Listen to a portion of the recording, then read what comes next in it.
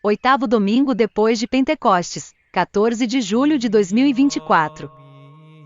Já a missa do domingo passado nos mostrou a humanidade dividida em dois campos, o escravo do pecado e o escravo de Deus, a boa árvore e a árvore má.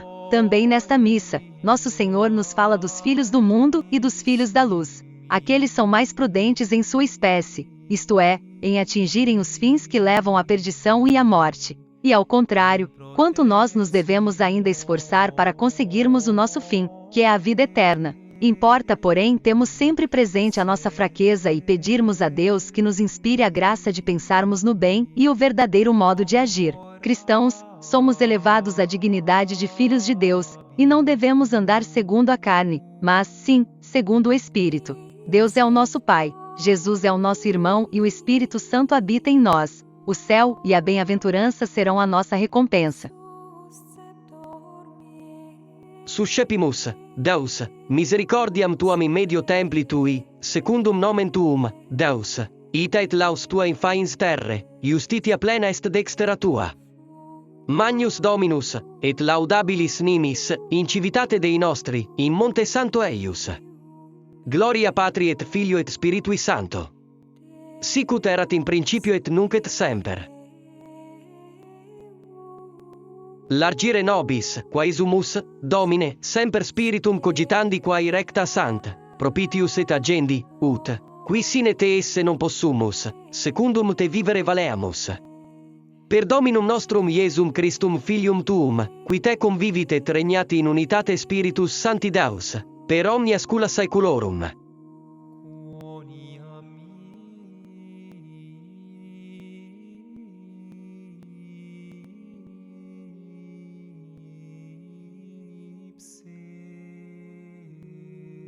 Leitura da Epístola de São Paulo Apóstolo aos Romanos. Irmãos, nós não somos devedores à carne, para que vivamos segundo a carne.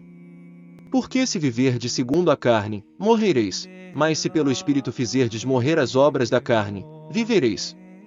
Pois todos os que se deixam conduzir pelo Espírito de Deus, esses são filhos de Deus. Com efeito, não recebestes o espírito de servidão para continuardes no temor, mas recebestes o espírito de adoção de filhos, pelo qual clamamos, Abba, Pai. E este espírito dá testemunho ao nosso espírito de que somos filhos de Deus. Ora, se somos filhos, também somos herdeiros, herdeiros de Deus e co-herdeiros do Cristo.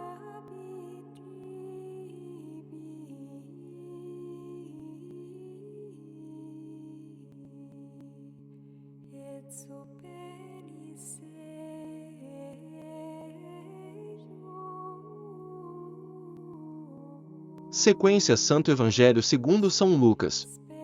Naquele tempo, disse Jesus a seus discípulos esta parábola: havia um homem rico que tinha um feitor, e este foi acusado perante ele de haver dissipado os seus bens. Então ele o chamou e lhe disse: que é isto que ouço dizer de ti? Dá conta de tua administração, porque já não poderás ser feitor. Disse o feitor consigo: que farei, visto que o meu senhor me tira a administração? Cavar não posso, de mendigar tenho vergonha. Sei o que hei de fazer, para que, quando for destituído da administração, encontre quem me receba em sua casa. Chamou cada um dos devedores de seu senhor, e disse ao primeiro: quanto deves a meu senhor? Ele respondeu: 100 medidas de azeite. E o feitor disse: toma a tua obrigação, senta-te depressa, e escreve 50. Depois disse a outro: e tu, quanto deves? Ele respondeu: 100 alqueires de trigo. Disse-lhe o feitor: toma as tuas letras, escreve 80.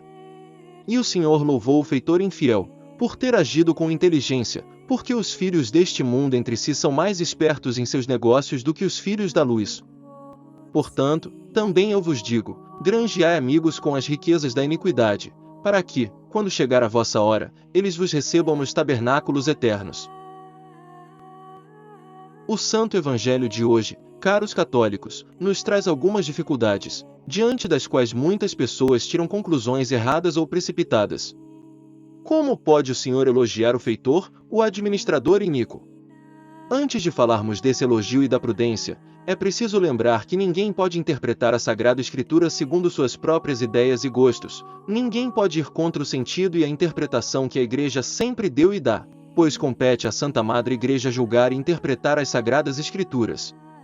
São Francisco de Sales diz que se trata de uma profanação feita às Sagradas Escrituras o fato de pretender que o entendimento das Escrituras é demasiado fácil. Assim, a leitura das Sagradas Escrituras não deve ser feita indistintamente por todos.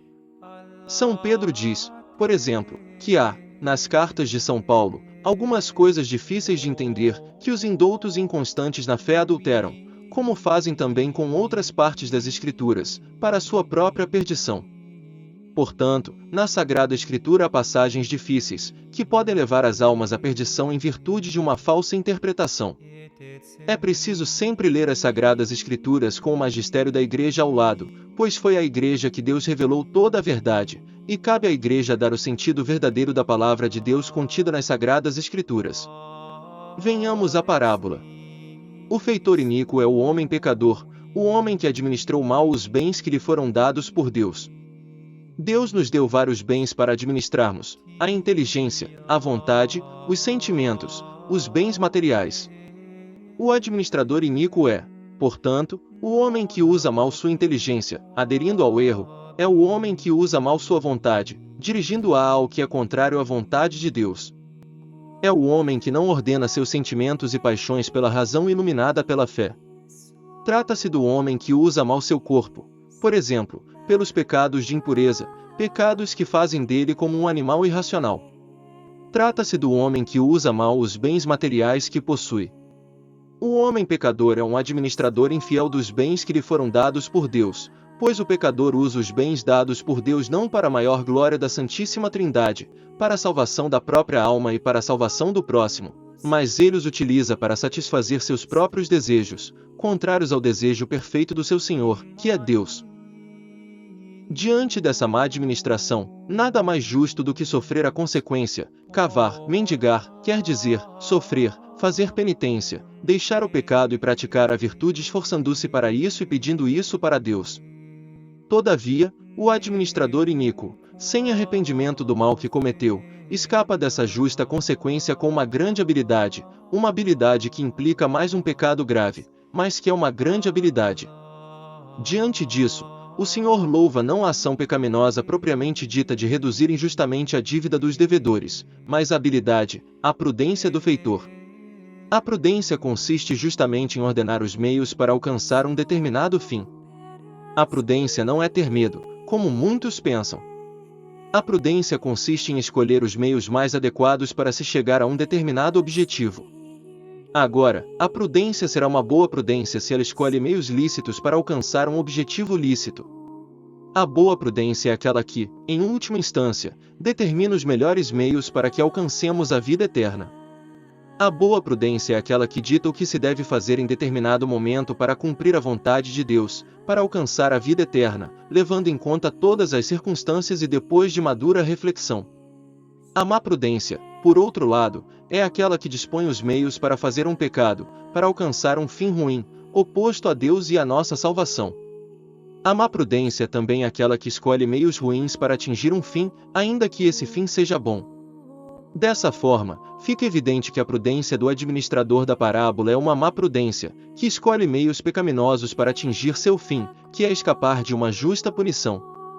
Dessa forma, o homem rico elogia não a ação, que foi desonesta, mas a capacidade, a indústria, a inteligência do feitor infiel em dispor os meios para atingir seu fim, e ele o faz para que tenhamos a mesma habilidade, mas em vista de fazer o bem. Da mesma forma, poderíamos admirar a habilidade de um assaltante de banco em conseguir roubar milhões de reais sem que ninguém perceba, sem que um alarme sequer dispare, embora condenemos veementemente a ação do roubo. Nós devemos imitar esse administrador iníquo, mas com uma boa prudência, uma prudência que escolhe os meios mais adequados para chegarmos ao céu. Uma prudência que nos faz evitar o pecado e que nos faz sempre agir em vista do céu. Que fique claro, então, que o Senhor, que na parábola é Deus, não faz o elogio do pecado ou da iniquidade, mas ele elogia a inteligência, a habilidade, a prudência do administrador em dispor os meios para atingir seu fim. Ele elogia o feitor infiel para nos mover a agir com muita prudência, com muita sagacidade, mas para o bem, escolhendo meios bons, meios lícitos a fim de praticarmos bem nossos deveres de Estado e sempre tendo como objetivo último a vida eterna. Para tanto, devemos conhecer melhor o que é a virtude da prudência e os vícios opostos a ela. A virtude da prudência é a virtude que, apoiada sobre a fé, inclina nossa inteligência a escolher, em toda e qualquer circunstância, os melhores meios para atingirmos nossos objetivos, sempre tendo em vista nossa finalidade última que é o céu, a vida eterna. Dessa forma, a verdadeira prudência sobrenatural nunca escolhe meios que nos impeçam de chegar ao céu ou que ofendam a Deus.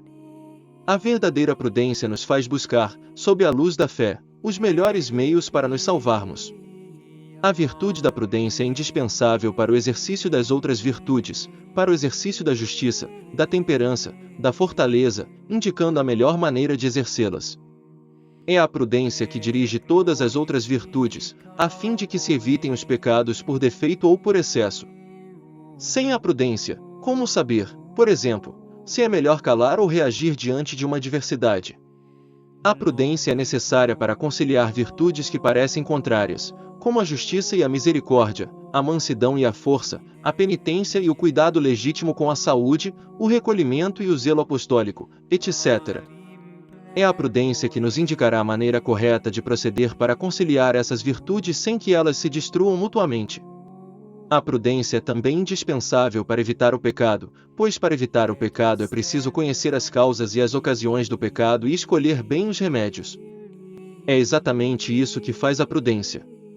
Com a experiência do passado, próprio e alheio, e a partir do estado atual da alma, a prudência vê o que é ou será para nós uma ocasião de pecado e sugere, então, os melhores meios para que se evite a ocasião de pecado, o melhor meio para vencer as tentações, os remédios necessários. Sem essa prudência, quantos pecados são cometidos? Para a perfeita prática da prudência, que nos é tão necessária, é preciso que tenhamos a memória do passado, pois o conhecimento dos êxitos e fracassos passados próprios e alheios nos orientam muitíssimo para saber o que devemos fazer aqui e agora. A experiência é mãe da prudência. Por isso, as pessoas jovens não são, em geral, prudentes, por falta de experiência. Além da memória do passado, é preciso a inteligência do presente, para saber discernir se o que nos propomos a fazer aqui e agora é bom ou mal, lícito ou ilícito, conveniente ou inconveniente.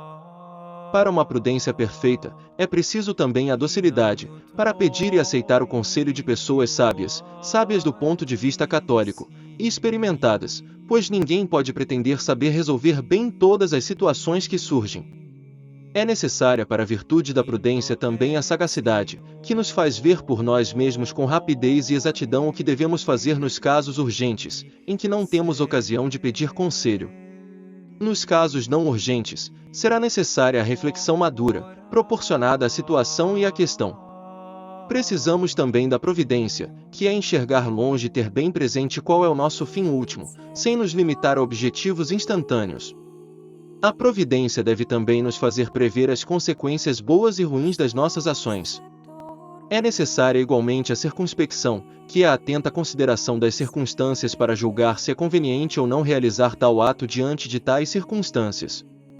Há atos que, considerados em si mesmos, são bons e convenientes para atingir o fim pretendido, mas que, em razão de circunstâncias especiais, poderiam se tornar contraproducentes ou perniciosos.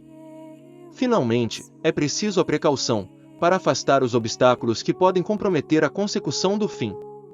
A precaução deve nos levar, por exemplo, a nos afastar das más companhias, que nos influenciam mal e que nos distanciam da nossa salvação. Em decisões importantes, todos esses elementos devem estar presentes. Como vimos, a prudência consiste em refletir sobre quais são os meios mais aptos para se atingir um objetivo bom, em escolher os meios mais aptos e finalmente em decidir colocar em prática esses meios.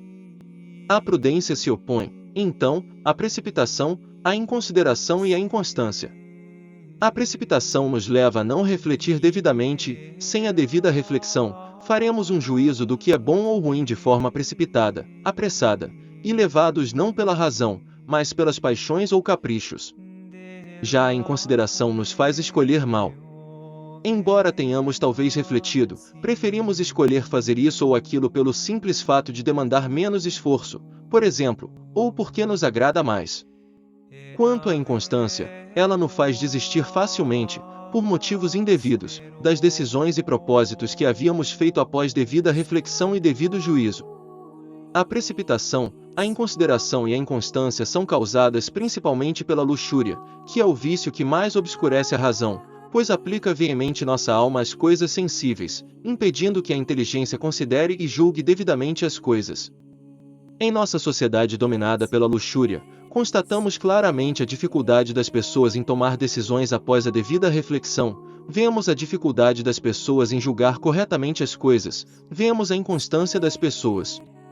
Também se opõe à prudência a negligência, que consiste na ausência de decisão eficaz depois de ter refletido devidamente. O precipitado não pensa devidamente sobre o que deve fazer. O inconsiderado escolhe mal o que deve fazer. O inconstante não coloca em prática o que decidiu. O negligente nem chega a decidir. Todos são imprudentes.